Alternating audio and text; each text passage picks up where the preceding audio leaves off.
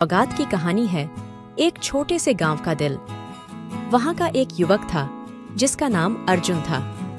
अर्जुन गांव वालों के बीच प्रिय था क्योंकि उसने कभी भी किसी की मदद से इनकार नहीं किया।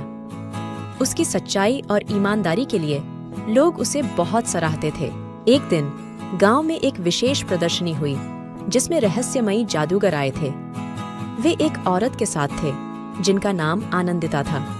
वे गांव वालों को आश्चर्यचकित करने के लिए बहुत सारे जादूगरी उपकरण लाए थे। अर्जुन भी उनकी प्रदर्शनी में गया।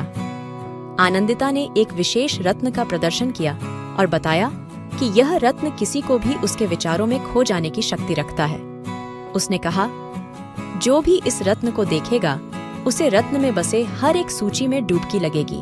अर्जुन ने बातों को गहराई से सुना और उस रत्न को देखते ही उसमें खो जाने का एहसास हुआ। उसने आनंदिता से पूछा, ये रत्न मेरे लिए कैसे काम करेगा? आनंदिता मुस्कुराई और बोली, इस रत्न को देखने वाला किसी को भी आपकी बातों में खोने का एहसास होगा। वह आपके साथ हर क्षण जुड़ा रहेगा। इसके बाद अर्जुन ने रत्न को अपने गले में डाल लिया और गांव की ओर लौटा। जब वह गांव में चला, लोगों ने उससे पूछा, तूने वह रत्न कैसे प्राप्त किया? अर्जुन ने मुस्कुराते हुए जवाब दिया, यह रत्न मेरे जीवन को चमका देगा।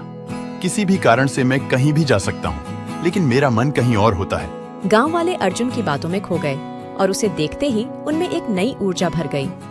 वे अब अपने कामों को भी उत्साहित भाव से करने लगे। एक दिन गांव में एक बड़ा मेला आया। अर्जुन ने भी अपने रत्न के साथ मेला में पहुंचा। वहां उसने एक हसीन लड़की को देखा जिसका नाम संगीता था। उसका दिल धड़कने लगा और उसने अपनी आंखों से संगीता को देखते ही उसके पास जाने का निर्णय किया। संगीता, क्या तुम मेरे साथ मेरे गांव में रहना चाहोगी? अर्जुन ने पूछा। संगीता हंसते हुए बोली, हाँ, मैं तुम्हारे साथ रहना चाहती हूँ। इस पर अर्जुन की खुशी का ठिकाना नहीं था। वह अपने गांव वालों के सामने खुशी से झूम उठा। उसका रत्न सबको आकर्षित कर रहा था और उनकी बातें लोगों को भी मोहित कर रही थीं। मगर इस खुशी के बीच अचानक एक विपरीत परिस्थिति उत्पन्न हुई।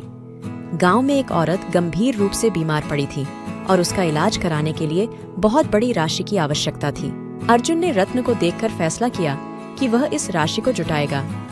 उसने अपनी कमाई का एक बड़ा हिस्सा और भीषण यात्रा के बावजूद राशि जुटा ली। वह औरत का इलाज करवाने के बाद वापस गांव लौटा। गांव वाले हैरान रह गए कि इतना बड़ा परिवर्तन अर्जुन में कैसे आया। अर्जुन ने मुस्कुराते हुए कहा, मेरा रत्न मेरे सोचने का तरीका बदल देता है। अब मैं सिर्फ खुद के भले के लिए नहीं, बल्कि अपने पूरे गांव के भले के लिए भी सोचता हूँ। गांव वालों ने अर्जुन की मेहनत और उसके उदार दिल को देखकर उसे गांव का सरपंच बना दिया। अर्जुन ने गांव के विकास के लिए कई पहल की और उसने अपने सपनों को हकीकत में बदला। इस कहानी से हमें यह सीखने को मिलता है कि सच्ची शक्ति उस ईमानदार और नेक दिल में होती है जो दूसरों की भलाइयों के लिए काम करता है। रत्न ने अर्जुन को सिर्फ खुद की खुशियों के लिए नहीं, बल्कि अपने समुदाय के लिए भी जिम्मेदार बना दिया। इससे हमें यह सीखने को मिलता है कि हमें अपने सारे सपनों को पूरा करने के लिए एक दूसरे के साथ मिलकर काम करना चाहिए। इस कहानी का सबसे महत्वपूर्ण हिस्सा यह है कि हमें हमेशा दूसरों की मदद करने का प्रयास करना चाहिए और हमारे कार्यों से हमें स्वयं को भी बदल देना चाहिए।